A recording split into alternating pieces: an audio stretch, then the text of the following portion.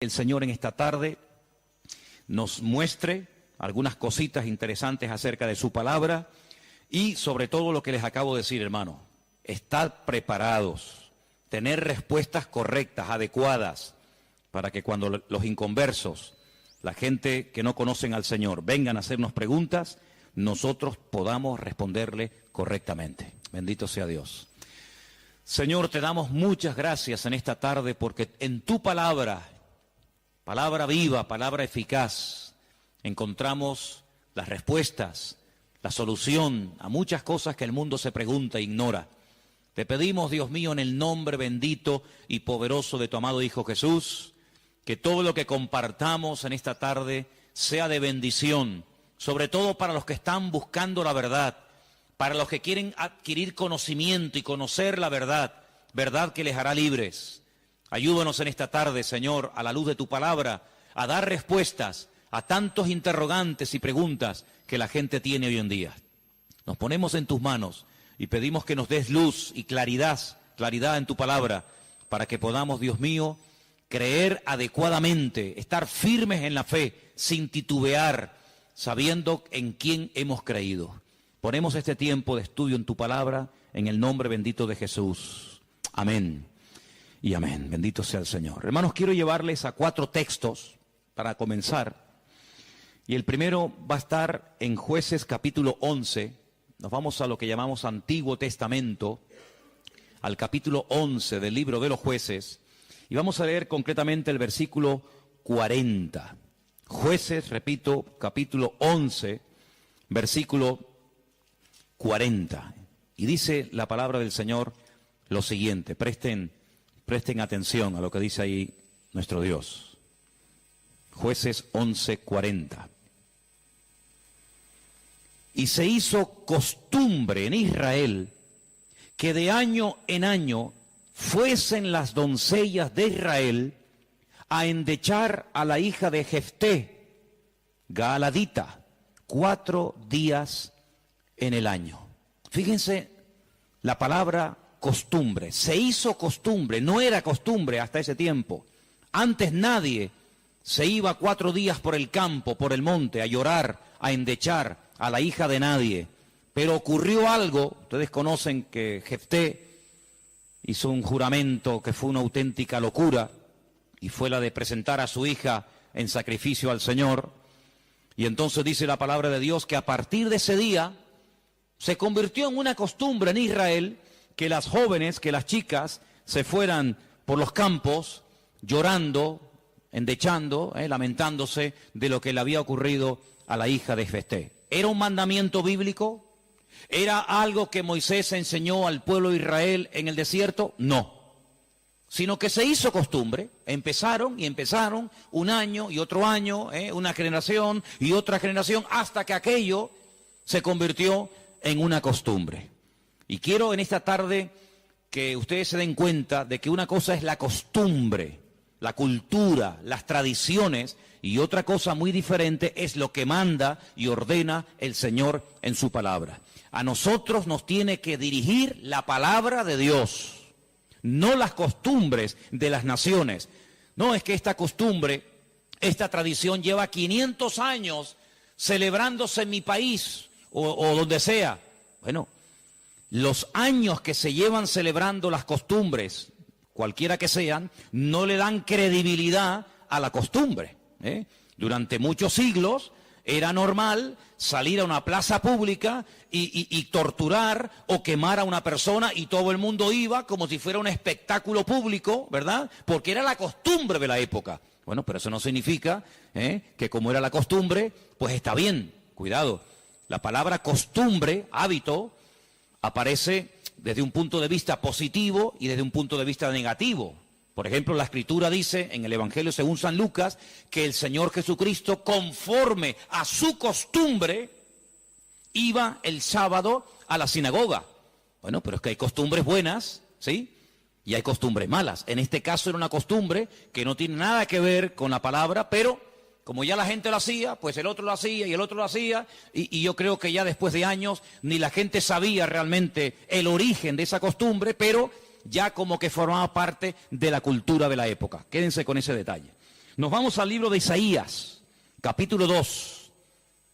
Libro de Isaías, capítulo 2, versículo 6. Y dice lo siguiente, un texto, por cierto, muy interesante. Isaías 2, versículo 6. Ciertamente tú has dejado tu pueblo, la casa de Jacob, porque están llenos de costumbres traídas del oriente y de agoreros, como los filisteos que pactan con hijos de extranjeros. Uno de los reproches que el profeta Isaías lanzaba en la época en la que él le tocó servir al Señor en su ministerio es que ustedes se han llenado de costumbres que no son costumbres con una base bíblica, no son costumbres basados en un mandamiento de la Escritura, sino en costumbres, como dice aquí, importadas, traídas de Oriente, que no tienen nada que ver con ustedes. Por ejemplo, aquí en España, país en el que vivimos, pues se ha metido con una fuerza tremenda una fiesta, que era una costumbre de pueblos paganos, dicho sea de paso, que se ha celebrado hace poco, la famosa fiesta de Halloween, y tú estudias la historia de nuestros pueblos, aquí hay hermanos de otros países de Latinoamérica, y Halloween no tiene absolutamente nada que ver con la cultura latina. Absolutamente. Halloween no tiene nada que ver ni con Argentina, ni Uruguay, ni Venezuela, ni Cuba, ni España. Son costumbres importadas. Costumbres que no tienen nada que ver con nuestra cultura, pero a base de repetirlas y practicarlas un año y otro año, como que ya forman parte de una de las muchas fiestas que hay a lo largo del año. Eso precisamente es lo que dice el profeta Isaías en su época. Ustedes han abierto la puerta y se han llenado de costumbres traídas de Oriente, que no tienen nada que ver con ustedes. Y dicho sea de paso, la mayoría de esas costumbres traídas de Oriente eran costumbres paganas, costumbres que no tenían absolutamente nada que ver con la palabra del Señor. Vamos a avanzar. Libro de Jeremías, capítulo 10. Jeremías, el capítulo 10, leemos lo siguiente, versículo 3, Jeremías 10, versículo 3. Miren qué texto tan interesante. Porque las costumbres de los pueblos son, ¿qué dice ahí? Vanidad. Vanidad de vanidades, decía el predicador. Las costumbres de los pueblos son vanidad. Y ahora habla acerca de la idolatría, que era una de las costumbres, no del pueblo de Dios, sino de los pueblos paganos. Ahí la palabra pueblos es la palabra goyín. La palabra goyín significa naciones. Cuando se habla de Israel, se menciona Israel, para que no haya género de duda. Pero cuando se habla de naciones paganas, naciones extranjeras, naciones, digamos, no adoradoras del Dios vivo y verdadero, se les llama goyín, se les llama naciones. Y en este caso dice, las costumbres de esas naciones, de esos pueblos, son todas absolutamente vanidades. Quédense con eso. Vamos a leer un versículo en Ezequiel, profeta Ezequiel, un libro que no sé por qué no se suele leer mucho, pero tiene textos y historias muy interesantes. En el capítulo 11 de Ezequiel, el capítulo 12, dice así: sabréis que yo soy el Señor, porque no habéis andado en mis estatutos, ni habéis obedecido mis decretos, sino que según las costumbres de las naciones que os rodean, habéis hecho. Las costumbres de las naciones que les rodean, esas son las que ustedes están practicando. No los estatutos, ni decretos, ni fiestas, ni celebraciones que nuestro Dios ha ordenado en su palabra, sino que todo lo contrario.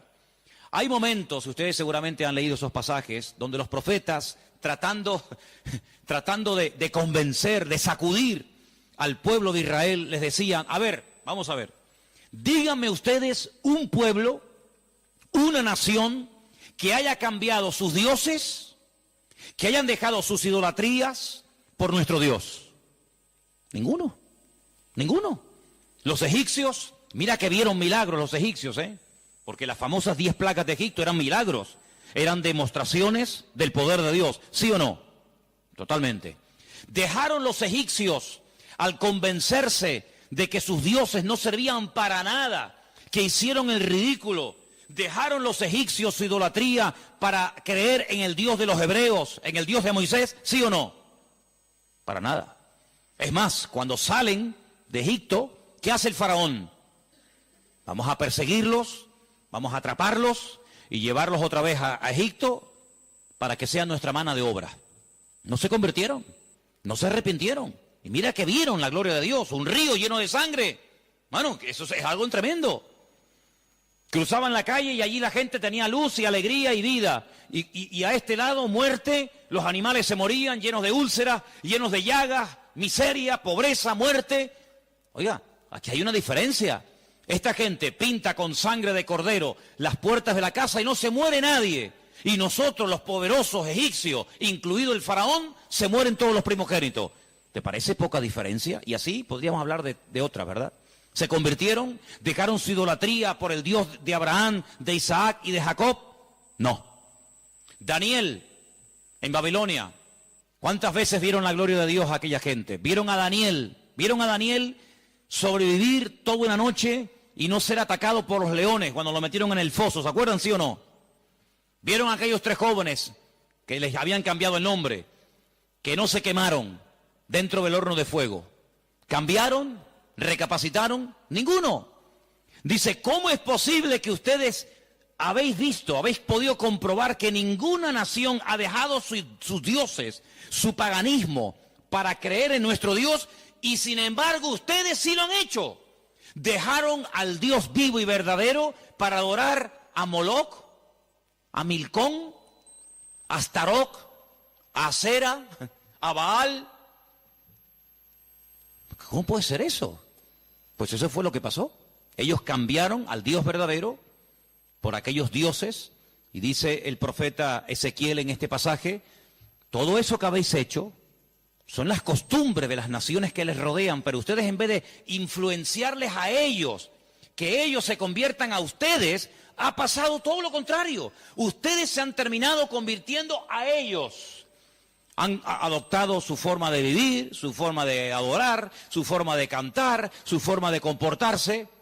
Y esto es algo realmente increíble, porque esto no ha pasado nunca, nunca en la historia de la humanidad. Una nación ha dejado el paganismo, ha renunciado 100% a toda esa mentira y ha abrazado la fe única y verdadera. Sin embargo, ustedes tenían al verdadero y lo han abandonado. Otros profetas utilizaban el término han adulterado, han sido infieles a vuestro Dios. ¿Para adorar a quién? Al Dios de las moscas, al Dios de los excrementos, como hay por ahí un Dios también en la Biblia que se llama el Dios de los excrementos, para adorar a las criaturas en vez de adorar al Creador. Increíble, increíble. Entonces, los profetas que hemos leído, Jeremías, Isaías, Ezequiel y también en el libro de Jueces, dicen que todo eso, esas costumbres son todas vanidades.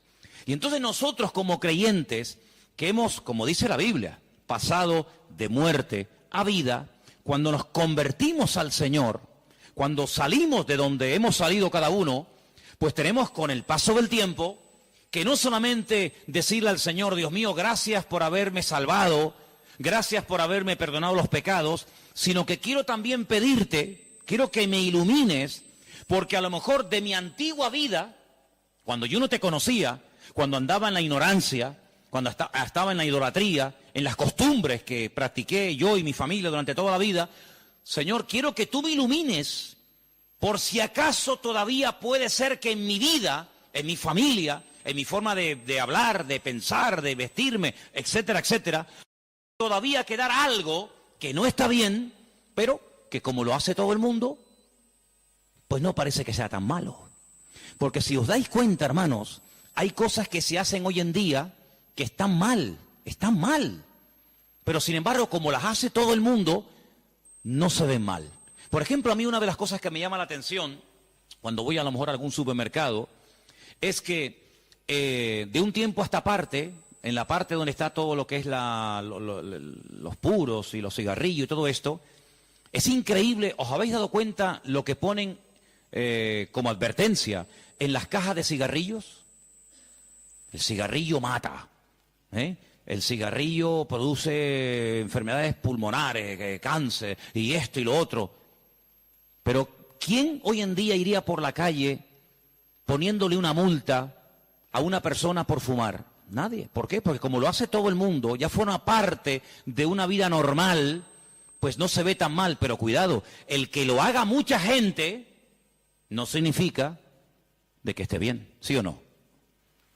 Entonces puede ser que a lo mejor algunos de ustedes en algún momento se ha sentido, perdonen la expresión, como un bicho raro en su puesto de trabajo, con los amigos, con la familia, con los vecinos, ¿sí o no?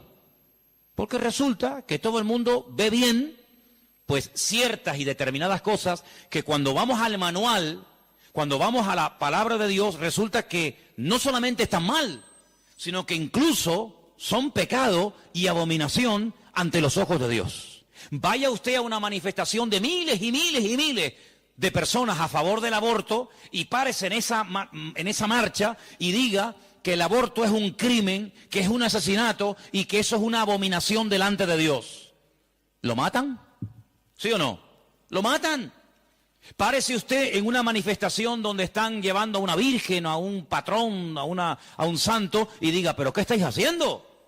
Si nuestro Dios prohíbe todo esto, si eso es abominación delante de nuestro Dios, si en la base mínima, que son los 10 mandamientos, ya se prohíbe categóricamente todo esto, ¿te matan?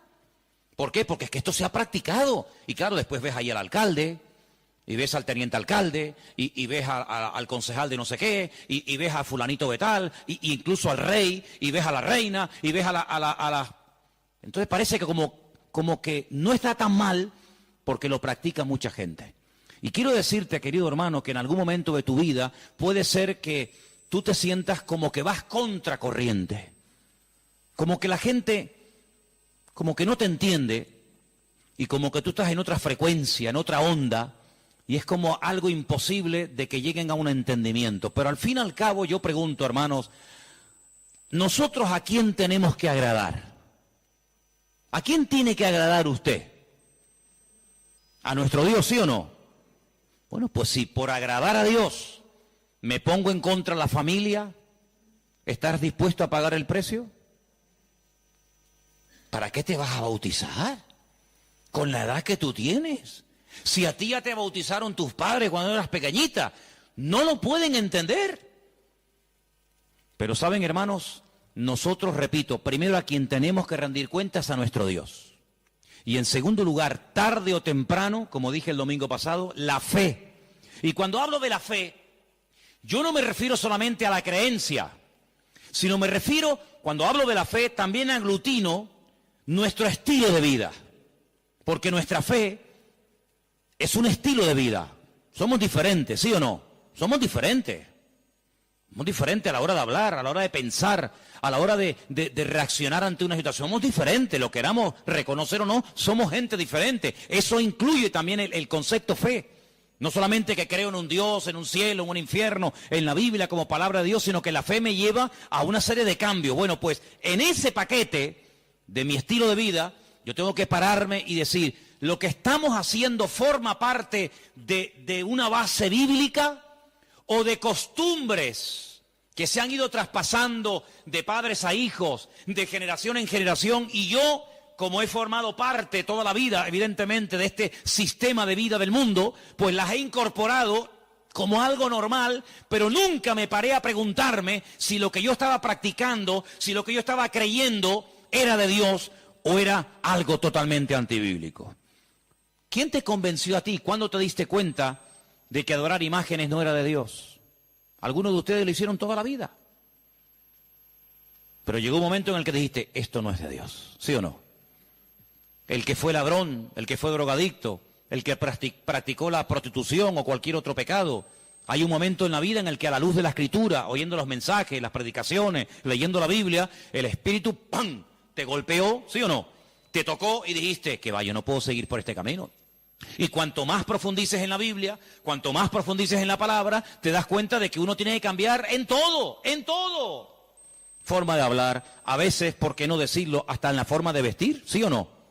Hombre, vamos a ver, si, por ejemplo, una chica que está ejerciendo la prostitución esta tarde se convirtiera al Señor, seguramente la forma como esa chica se viste, que está diseñada para seducir, para atraer, para llamar la atención, pues cuando esa chica se convierta al Señor, lo más probable es que el Espíritu le ponga en su corazón que la forma como viste, pues es una forma que tiene una finalidad, pero que esa finalidad en absoluto la tengo que llevar a cabo en un culto. Por lo tanto, seguramente, en un momento determinado, el Señor le pondrá en su corazón, oye, vístete un poco más decentemente, más ¿sí o no? Seguramente que sí. Y el que toda la vida ha estado robando o toda la vida ha estado haciendo daño, seguro que el Espíritu le va a hablar en ese área de su vida. Pero luego hay otras cosas, como hemos leído, costumbres, que como que no las vemos tan mal. Y hemos visto a la luz de la palabra de Dios, solamente les di 4 textos, están ahí grabados por si los quieren después volver a leer, 4 versículos donde tenemos que analizar y preguntarnos las costumbres, no los mandamientos, las costumbres que estamos llevando a cabo son bíblicas, son de Dios. Y ahora vamos a pasar al tema que la gente nos pregunta mucho por internet. ¿Qué opinan ustedes acerca de estas fiestas navideñas? ¿Puede un cristiano? ¿No puede un cristiano? ¿Está bien esto? ¿Está bien aquello? Bueno, lo primero que tenemos que partir de la base es la siguiente. Nadie, absolutamente nadie, desde que el cristianismo o desde que Cristo vino a este mundo, y mira que lo han intentado, nadie sabe exactamente el día en el que nació el Señor Jesucristo. Nadie. A lo largo de la historia se ha especulado, incluso, si ustedes se meten a estudiar este tema, incluso algunos llegaron a predicar y a enseñar en sus respectivos congregaciones o ministerios que Jesús nació entre marzo y abril. Otros entre septiembre y octubre. Y así diferentes opiniones. Por lo tanto, partimos de la base de que, lógicamente, el Nuevo Testamento, porque el Antiguo no te lo va a decir, porque no había nacido, el Nuevo Testamento en ninguna parte te dice exactamente el día en el que el Señor Jesucristo nació. Nadie sabe absolutamente nada. Sí sabemos que murió en una época en la que los judíos estaban celebrando una fiesta llamada la Pascua. Sí sabemos que hay una fiesta que nosotros la conocemos como Pentecostés, que su nombre original es Shavuot, la fiesta de las semanas, que el Señor la utilizó para que en ese día concretamente, pues aquel grupo que había en aquella casa fueran llenos del Espíritu Santo. Eso sí lo sabemos. También podemos saber con exactitud que el Señor Jesucristo, la noche que fue entregado y en ese lapsus de entre una hora y otra, y fue a ser crucificado, se estaba celebrando la fiesta de los panes sin levaduras que se unía a la de la Pascua. Todo eso está clarísimo. Y sabemos pues cuándo hay que celebrar la fiesta de la Pascua y la fiesta de Pentecostés y la fiesta de los tabernáculos. Todo eso lo sabemos porque está estipulado en la Biblia. Y te dice, contarás desde tal día a tal día, tanta semana. ¡Pum! Y eso es matemático. Pero en cuanto al nacimiento de Cristo, la Biblia no nos da ninguna información exacta de cuándo nació. ¿Por qué? Porque en nuestra concepción, entre comillas, cristiana, cometemos un gravísimo error. Y es que Jesucristo nació en un contexto judío, no en un contexto cristiano. Jesús nunca fue a ninguna iglesia evangélica, él toda la vida fue a sinagogas. Jesús nunca practicó costumbres cristianas, las costumbres que él practicó y su padre y su madre y sus antepasados eran costumbres judías, ¿verdad? Por lo tanto, para nosotros se comienza a contar desde el nacimiento del niño y dice, bueno, el niño nació el 2 de octubre, pues al año que viene, el día 2 de octubre, el niño cumple un añito, ¿sí o no? En la mentalidad judía no se cuenta el tiempo así. En la mentalidad judía, en el momento en el que la mujer sabe que está embarazada, en el que la mujer sabe perfectamente que sí o sí está embarazada, ahí se empieza a contar. No a partir del nacimiento a los 9 meses, ¿me entendéis? Por lo tanto, ya empezamos mal. Es como, por ejemplo, cuando nosotros decimos, bueno, ahora mismo aquí en Tenerife tenemos las 8 en punto de la noche. A las 12:01 será día viernes. Eso según nuestro calendario, según nuestra cultura. según la Biblia, ya es viernes. ¿Por qué? Porque en cuanto cae el sol, y ya se puede ver, aunque sea una sola estrella en el firmamento, automáticamente ya estamos al día siguiente. Entonces dice, entonces todos al revés. Bueno, hay que saber estas cosas. Nuestro calendario gregoriano, inventado, mandado a hacer por un papa, tiene 365 días. El calendario bíblico tiene 360 días. Otro dato a tener en cuenta. ¿Qué te parece? Y así podríamos contar cantidad de detalles que cuando uno va a la palabra, uno tiene que conocerlos. Porque si no ya estás partiendo equivocadamente. Y entonces decimos, el nacimiento del niño marca el momento de su nacimiento y de su próximo cumpleaños. Te vuelvo a repetir, la vida en la cultura judía, en la cultura hebrea, se cuenta a partir de la concepción, no a partir del nacimiento. Ahora bien, tengo aquí algunos datos que les voy a leer en esta tarde, que son muy interesantes, pero primeramente quiero decir lo siguiente. No sabemos la fecha exacta del nacimiento de Cristo. No hay ni un solo ejemplo, ni uno solo. Si alguien sabe de alguno, por favor que lo diga ahora, o calle para siempre. No hay ni un solo ejemplo en el Nuevo Testamento de nadie que haya practicado el nacimiento de Cristo, que haya celebrado, mejor dicho, el nacimiento de Jesús. La única fiesta que nos obligó el Señor a recordar frecuentemente fue, dice, haced esto, háganlo en memoria de mí. Y cada vez que comáis este pan y cada vez que bebáis de esta copa, mi muerte estáis anunciando hasta que yo vuelva. Es una orden. Yo sé que hay movimientos cristianos o evangélicos que no practican esto de tomar pan y vino asiduamente, porque dicen que es algo simbólico. Bueno, yo solamente lo digo con todo mi respeto, no saben lo que se pierden. Y es una interpretación incorrecta. Yo creo que es bíblico y estamos todos de acuerdo, ¿sí o no? O sea, hay que partir del pan y el vino. Hombre, hay iglesias que lo hacen todos los domingos. Elena, por ejemplo, se crió en una iglesia que todos los domingos, sí o sí, todos los domingos a la mañana, se llama culto de comunión. Por eso, porque se da la comunión. Hay iglesias que lo hacen una vez al mes, otras iglesias una vez al año, etcétera, etcétera. Pero que hay que hacerlo, hay que hacerlo. Pero Jesús nunca dijo, los discípulos nunca dijeron, Pablo nunca escribió, Pedro nunca escribió, Santiago nunca escribió, ningún discípulo escribió, y también tenéis que recordar todos los años el nacimiento del Mesías. No. Mira, recordamos cuando partió el pan y el vino e inauguró el nuevo pacto. Recordamos su muerte, claro. Recordamos su resurrección. Recordamos la venida del Espíritu Santo en el día de Pentecostés. Recordamos un montón de cosas, pero bíblicamente no te puedo demostrar, no lo puedo hacer. Te estaría mintiendo. No te puedo demostrar bíblicamente que los primeros cristianos celebraban el nacimiento de Cristo. No lo hacían. Ni siquiera es un mandamiento de la Biblia el celebrar dicha fiesta. Entonces te estoy dando información para que lo sepas. La fecha exacta del nacimiento de Cristo no se encuentra registrada en el Nuevo Testamento. Ahora, el famoso día 25 de diciembre ha sido un día que en el mundo pagano, en el mundo greco-romano, ustedes saben que estaban los babilónicos, luego vinieron los medos persas, a continuación los griegos y después los romanos. El Antiguo Testamento, lo que llamamos vulgarmente Antiguo Testamento, termina con el imperio medo-persa. Pero cuando empezamos a leer el Nuevo Testamento, nos encontramos a los romanos. Y tú dices, ¿pero y los griegos? ¿Ves? La Biblia no te da información sobre los griegos. Pero entre el Antiguo y el Nuevo Testamento, que hay 400 años de silencio, ¿sabían eso, no? Nuestro Antiguo Testamento, ¿cuál es el último libro del Antiguo Testamento según nuestra Biblia? Malaquías.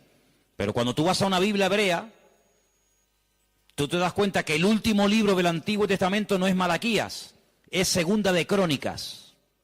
Da igual, el orden no altera los factores, ¿no? Sea uno, sea otro, son exactamente lo mismo, aunque el orden es diferente. Pero cuando se termina de escribir, cuando el último profeta del Antiguo Testamento terminó su mensaje, supongamos que fuera Malaquías, hasta que encontramos al siguiente profeta predicando. ¿Y quién fue el siguiente profeta entre el Antiguo y el Nuevo predicando? ¿Quién fue? Juan el Bautista. Hay 400 años de silencio. No hubieron profeta entre Malaquías y Juan el Bautista. ¿Y cómo se guiaba la gente? Por la palabra. Ahí estaba todo escrito, todo comprimido, todo condensado, y fue un tiempo de silencio, de palabra profética, pero la palabra ya estaba escrita. Luego la gente querían palabra, vayan a la palabra, valga la redundancia. Vayan a la escritura y ahí encuentran todo. Bien. Entonces, cuando vamos a estudiar la palabra de Dios, nos encontramos que ese imperio que no aparece en el Antiguo Testamento, que son los griegos, que aparece en esos famosos libros que yo he recomendado muchas veces que lean, Primera y Segunda de Macabeos, que son la familia de los Macab, que significa martillo en hebreo. Los macabeos son los que martillaban, los que machacaban. Y en estos días en Israel se está celebrando una fiesta que no tiene una base, vamos a decir, bíblica, sino es un mandamiento bíblico el cumplirla, vaya, pero que es una fiesta que en estos días ya se está celebrando, y les voy a demostrar que Cristo la celebraba, aunque no era mandamiento, Él la celebraba, y es una fiesta que se llama la fiesta de Hanukkah. Y por eso ustedes cuando van a Israel van a encontrar que hay dos modelos de candelabro diferente. Está el famoso menorá, que tiene 7 brazos, y después se encuentran la Hanukkía. Menorá es el de 7, Hanukkía es el de 9. Y tú dices, ¿qué diferencia hay entre uno de 7 y uno de 9? Bueno, te lo voy a decir. El candelabro de 7, la menorá, era el que se utilizaba primeramente en el tabernáculo y después en el templo, pues para iluminar. No había luz eléctrica, no había un interruptor y se encendía la luz, sino que se ponía aceite, ¿verdad? Se iluminaba para que el sacerdote pudiera moverse y pudiera ministrar en el templo, ¿verdad?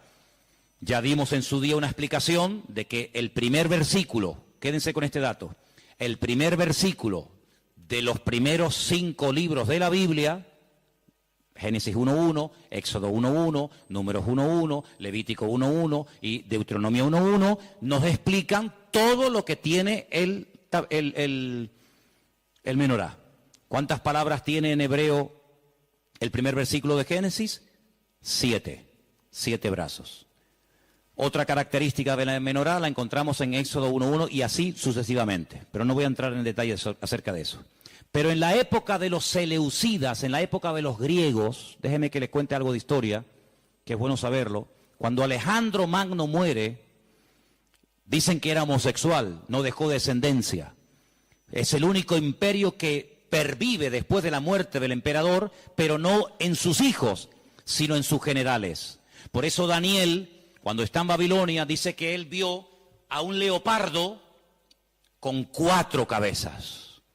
Y las 4 cabezas son los 4 generales que cuando Alejandro Magno muere, se reparten en 4 pedazos el mundo que había conquistado Alejandro Magno, ¿verdad?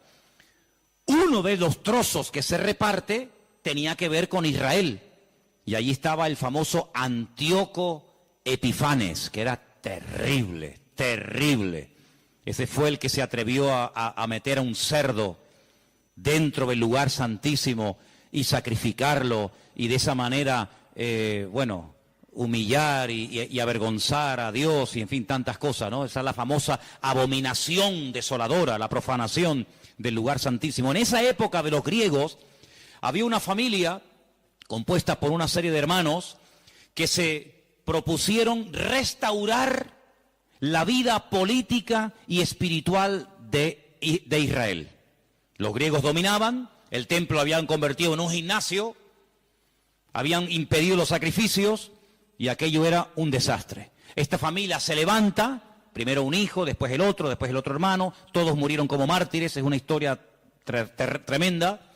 Y estos macabeos, que no se llamaban macabeos, sino una especie de apodo, los que martillaban, los que golpeaban, pelearon militarmente, cuerpo a cuerpo con los griegos y los derrotaron, los vencieron, los echaron de Israel y restauraron el culto en el templo. Pero resulta que el aceite